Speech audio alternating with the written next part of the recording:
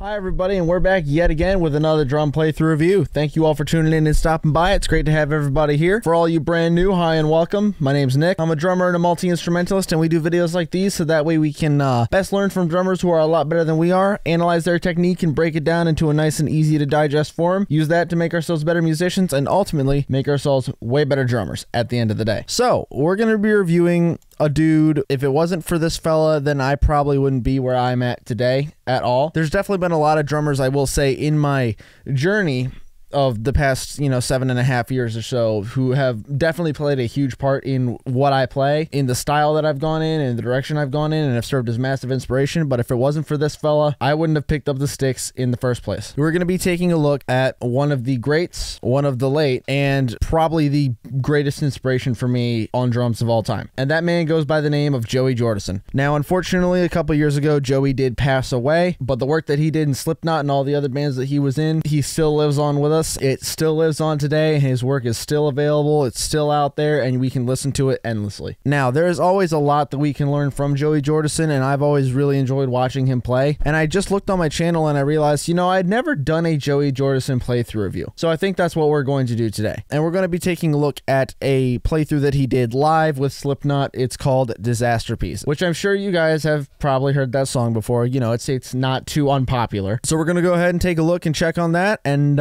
hopefully you guys enjoy. Hopefully we're able to learn some really cool stuff, because like I say, I think Joey Jordison has a lot that he can teach us, even though he may not be in this life right now. Rest in peace, fella.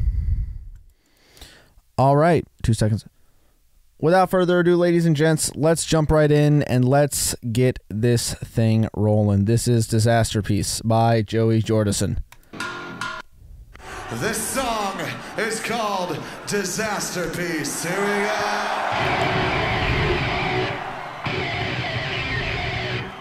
Now, the quality's not going to be super great on here, but that's okay.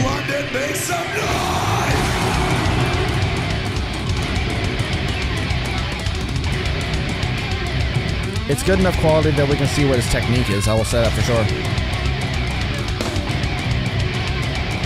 A lot of wrist and full arm technique. And look at the power he's putting to on those sticks.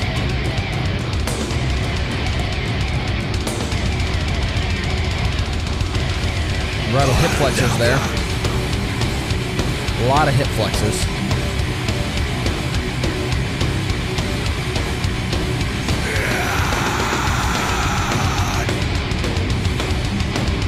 And the windmilling too, man. The windmilling.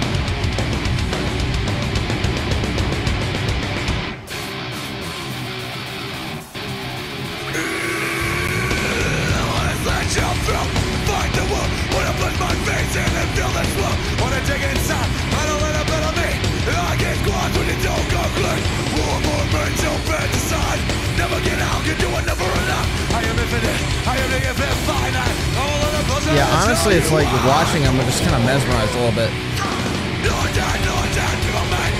And the blast beats.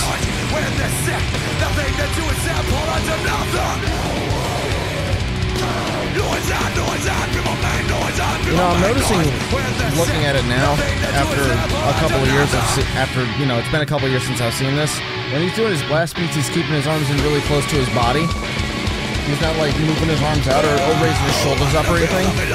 A lot of it's coming from his wrists, and a lot of it's coming from his bicep area.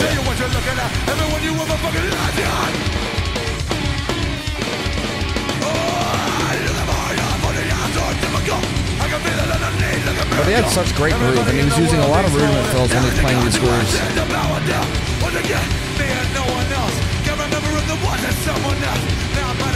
A lot of full leg motion when it comes to his bass drum technique.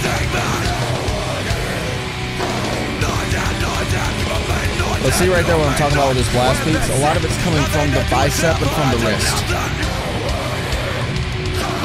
Mainly because he was worried about power.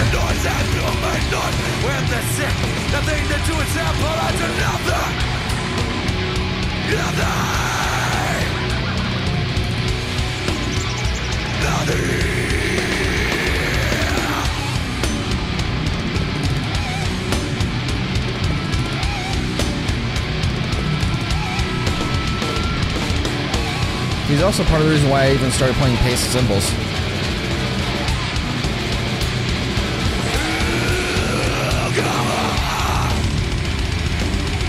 mean, just listen to the bass drums, though.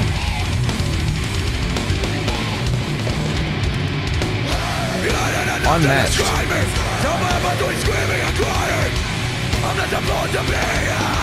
Such good power.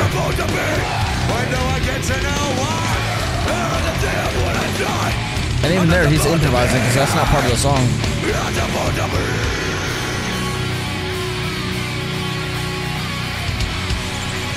He's adding in a lot of extra stuff too, which I really liked about Joey, because live performances were always so much fun to see. And unfortunately, he was out of Slipknot before I got to see him live with him.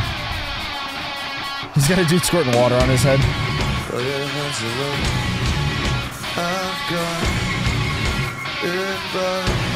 It's so depressing.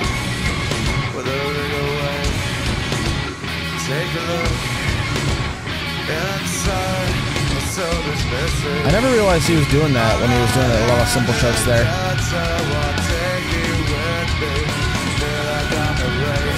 You kill me just in case. I feel like I'm erased. You kill me just in case. Don't kill me, don't do good. Everything around me's mine. It's either the dynamite. But just listening to his double bass, it's still super clean. I'm not supposed to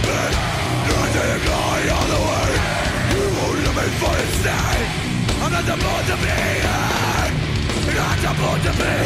Is there another way to live? And is the only way to die? I'm not supposed to be here. Yeah, he's adding in some extra stuff that's really cool. And a stick trick.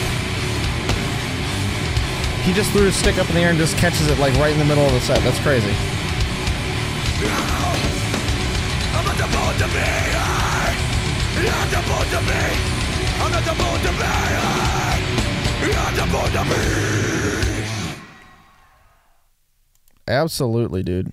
Whoa, whoa, whoa. What are we doing? Whoa, whoa, whoa. Okay, there we go. Absolutely phenomenal, I must say. That was pretty darn good. Well, without further ado, let's get right back into the review. Let's check this dude out and let's break it down, because there's a lot of stuff that I think we can break down in there. My inspiration and the reason why I got to play drums in the first place and even chose that as an instrument, Joey Jordison. What a legend. So first off, like I said before, when we are looking at his technique and all that, a lot of it is coming from the wrist. You'll notice that he doesn't have really open fingers or anything like that when he's playing. A lot of it's closed fingers like this. A lot of the stuff that he's playing is coming from the wrist, and a lot of it is, you know, a lot more power centric than not. He does have a lot of speed. I mean, as I will say, he's pretty darn quick, even though he's using mostly wrist motion. By saying that, I'm not saying that wrist motion is not fast. It's a little bit more of a power-centric technique. Generally, once you start to get into the higher tempos of like over 200 something BPM, usually fingers are going to be a little bit more of an ideal scenario when it comes to energy conservation. It depends on the drummer. It depends on you. It depends on what your play style is. If you like using wrist technique, if you like using the power, if you like hearing the power from it, if that just feels more natural and comfortable to you, then by all means, go for wrist technique. I think that that's absolutely a fantastic deal. I personally use a lot of wrist and American grip myself, simply because the power is unmatched. Now let's talk about some of the techniques that he was doing. So you'll notice on some of the parts there when he's playing, he's doing a whipping motion like this, right?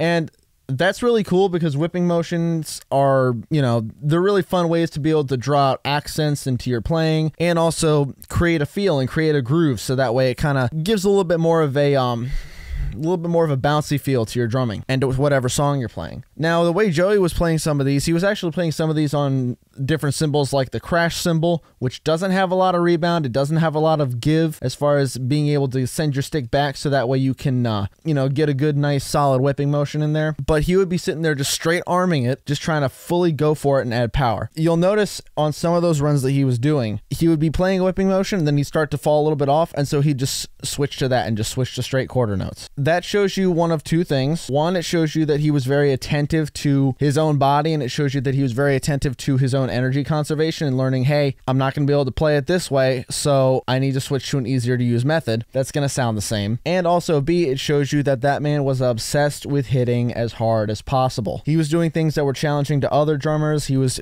absolutely trying to drum his heart out when he was playing on stage. He was doing it because he loved it and had fun. And I feel like that that's something that we can really take and learn as drummers. because a lot of the times I feel like we get a little bit too analytical as far as the technique that we're using goes. We want to make sure it's, you know, the absolute cleanest, our form is absolutely perfect and all that, not wasting any energy, not having any chance of injury or anything like that. And I feel like sometimes we kind of need to break away from that. Obviously, you want to try and avoid injuries as much as possible. Always try and use proper technique and proper form, because injuries take a long time to bounce back from. But I feel like that sometimes it's kind of like with working out, when you're lifting weights and all that stuff. If you're doing, like, say for example, bicep curls, if you just do solid, straight, no deviation, no cheating, just bicep curls, yeah, like that's cool, but you're limited as far as how heavy you can lift, and it's going to take you a lot longer of a time to progress. Whereas you might be able to use a little bit of a heavier weight and maybe get a tiny little bit of swing in there. You don't want to be swinging all the way up with it, because obviously you're not going to be using your bicep, but just adding a little bit of a swing to it, you might be able to get a little bit heavier weight up there and push your muscles just a little bit further. Sometimes just a little bit of a little bit of bad technique is okay. And for someone like Joey, who is putting his heart and soul into it and absolutely trying to decimate his cymbals for the feeling, and because that's how he feels, that's how he's grooving out, I think that that's absolutely okay and necessary. And we as drummers need to learn how to do that a little bit more often. Kind of break away from just, you know, constantly being so dang analytical and like has to be like picture perfect. Just have fun, you know, really enjoy your craft and enjoy what you're trying to do, because at the end of the day, if you don't enjoy your drumming, what's the point of even doing it? So yeah, what an absolute legend. And again, rest in peace to one of my greatest inspirations, Joey Jordison. You will be missed. I'm very glad to see that all these drum playthroughs are still available online, so I can always take a look at these and kind of remember why I even started doing this in the first place, because that was a lot of fun. So thank you guys for tuning in and watching. Be sure to like, comment, share, and subscribe. Let me know down below what you guys thought and start a conversation. I'd like to hear from you. And with all that being said, that's the end of this one. So cheers, have a great rest of your night, and God bless.